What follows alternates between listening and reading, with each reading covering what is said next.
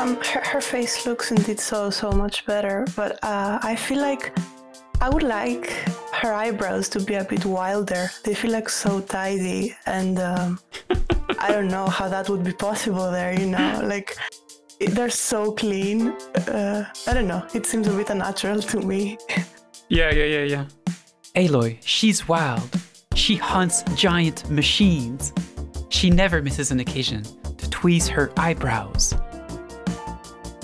So I wanted to take an occasion to watch the Horizon 2 trailer with you guys. I watched it once and I kind of had to stop myself from watching it again because I wanted to watch it with you guys and I wanted to more or less preserve my own reactions to things there. I worked as a lead character artist when this project was earlier in production, but I left over 2 years ago, so truth be told, I expect things to have changed so much that I'll be discovering this with fresh eyes, just like you guys will. Because I have worked there, I'll have to be very guarded with what I'm saying, but don't worry, I won't talk about anything that isn't visible in this trailer. The team at Guerrilla Games has done a fantastic job with the trailer there, so first of all, I mean, we do owe them a round of applause for such a job well done there. Yeah, let's just look at this and see where this kind of takes us as a conversation.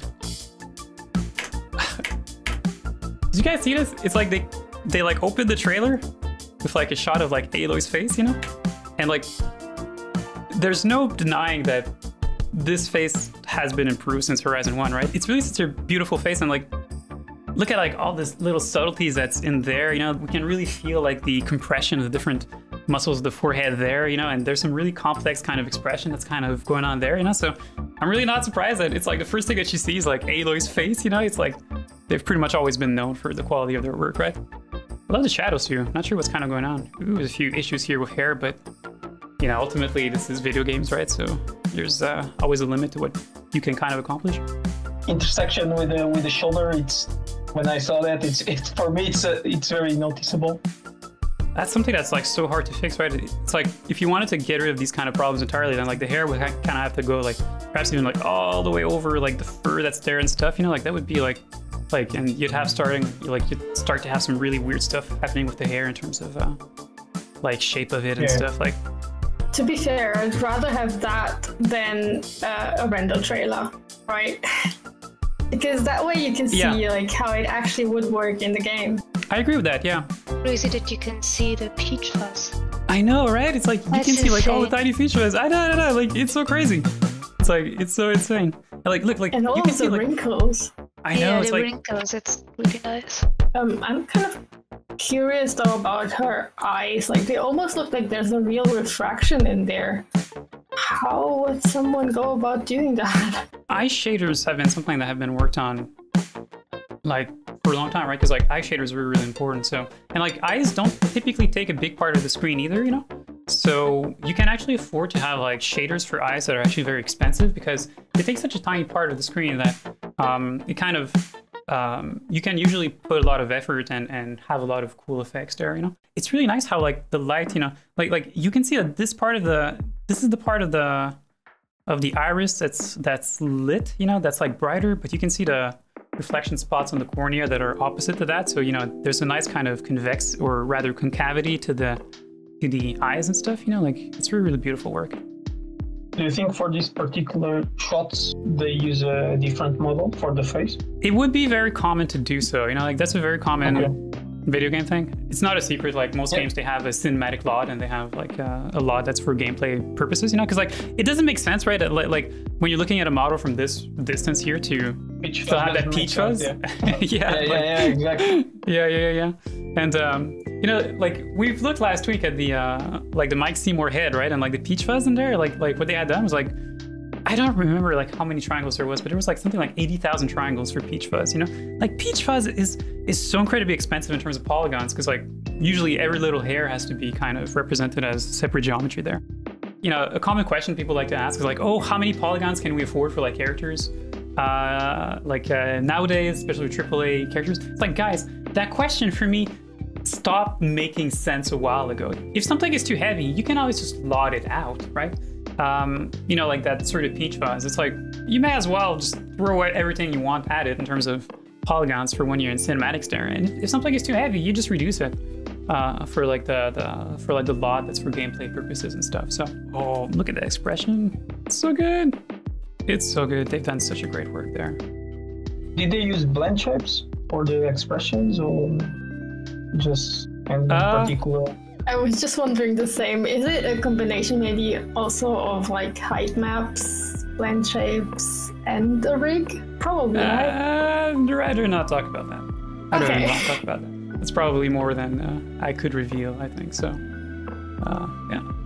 I'll keep my mouth shut as far as that's concerned. I'm just going to point something out here. We can see the kind of dithering that's kind of happening on the hair there. So I guess they're using I'm not sure how that name goes right now, but it's like alpha to dither or something like that. Just, you know, like that's a very common way now to kind of deal with transparency on like video games because, you know, like video game engines are all deferred based now, and transparency and a deferred renderer really don't play well together there. So when you can kind of see a bit of a screen door effect like that, it usually means that the alpha technology is something we call dithering that's kind of used there. I've seen that used on like a lot of games. There was also Red Dead Redemption 2. I've seen that used.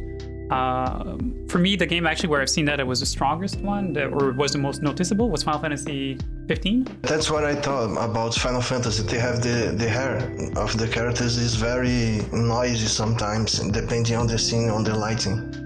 I think like once we start having like more like AI-based anti-aliasing solutions to become more popular in these sorts of things, we can probably fix a lot of that sort of perceived screen door effect. I think that sounds like something that could be fixable there. There's like something a little bit unfortunate about this little tiny piece of his beard that's kind of there, you know, because if you're looking at his eyes, it kind of almost looks like he's missing a tooth or like something. It's kind of just unfortunate that like all these things that kind of line up there in that particular very little shot. I don't know if they can go in here and just clip that little piece out here. Yeah, they're really showing off that face, right? They're like, hey, look at Aloy's face. Her face looks indeed so much better, but I feel like I would like her eyebrows to be a bit wilder. They feel like so tidy, and I don't know how that would be possible there, you know? Like, they're so clean. I don't know, it seems a bit unnatural to me. Yeah. Aloy, she's wild. She hunts giant machines. She never misses an occasion to tweeze her eyebrows. There's something interesting here, actually. Yeah, that's kind of interesting. Like, what's going on there? See, like her hand is kind of just touching a little bit this part of the cloth, and just starts to shake and like move in like a very interesting organic way. Like, you don't often see cloth simulation that's good, you know? Let's just watch it again. It's like little detail there. Yep, there you go. You know, that's like such a small thing, but it really like adds just a tiny little secondary movement to the character. It's really interesting. How crazy detailed must the low-res be to be able to support all these tiny little details left and right, you know, like all these little pieces. All this has to be supported in the low-res in some way, shape, or form, right? I think that's one thing about like low-res that people usually don't get, you know? It's like, if you want to do a proper low-res, it's not just about just doing like a zero mesh and then you're done, you know? Like it's not a bad starting point, but there's so much more it has to go into making like a really good low-res than that, you know? And there's a really high attention to like little details you have to spend in there if you really want to be able to really capture some really beautiful like 3D shapes. It shows that they really care about that. Is that like fuzz on cloth? Is that what we're looking at here? See these little tiny little fibers? It looks like they got like fuzz, like fuzz on their cloth now or something. I guess you gotta. Yeah, that's amazing. Yeah, it's really cool. I don't think they've announced a release date, right? No, they haven't.